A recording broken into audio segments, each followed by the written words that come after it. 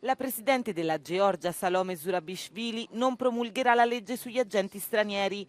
Tuttavia il Parlamento potrebbe superare il suo veto con un'altra votazione a maggioranza assoluta.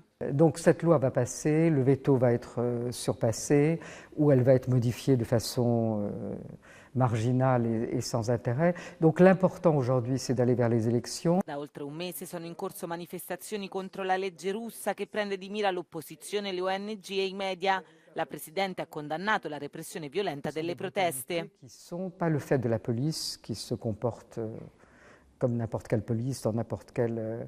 mais de forces spéciales qui ont une inscription police, mais aucune identification. Donc les investigations, les enquêtes sur les auteurs des brutalités ne sont pas possibles. Donc on est dans une situation qui pourrait de ce fait escalader en violence à n'importe quel moment. Le elezioni parlamentari di ottobre saranno un banco di prova per la Georgia, in ballo anche il percorso di adesione all'Unione Europea. À travers des élections, nous aurons un référendum sur l'Europe. C'est comme ça qu'il faut voir ces prochaines élections, qui ne pourront pas être des élections normales, qui seront les élections pour arrêter cette déviation. J'utilise un mot faible, ce n'est qu'une déviation, on va revenir sur la route, mais il est important de le faire par la voie des élections.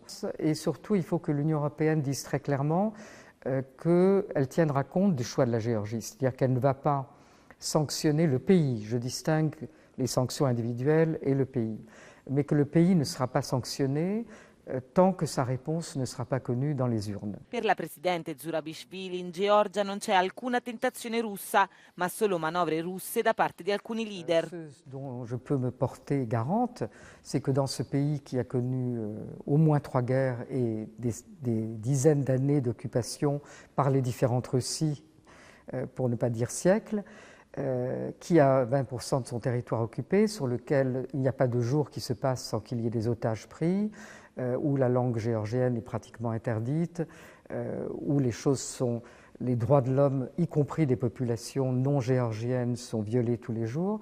Il ne peut pas y avoir de tentation de retour dans le giron russe, surtout quand on regarde aujourd'hui ce qu'est cette Russie d'aujourd'hui. La Presidente ha più volte chiesto ad alcuni partiti georgiani di abbandonare la dura retorica anti-europeista.